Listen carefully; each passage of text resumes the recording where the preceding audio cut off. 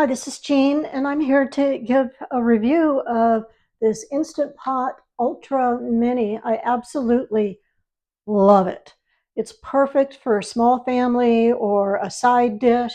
You've got your you got your choices of just regular pressure cooking. You can make soup, meat and stew, chilies or beans. You can steam something, and you can even do slow cooking so that you don't need two appliances. You don't need the slow cooking saute. I do that when I saute the onions before I put my sauce in.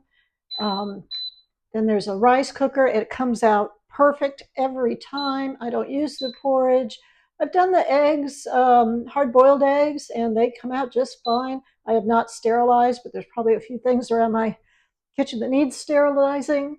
The yogurt is an option. I don't do yogurt, but and then there's a keep warm, and then the ultra, which it gives you lots of, you can make whatever variation you want if one of these other variations don't work. So I don't regret buying it. I like that I have it, and I highly recommend it.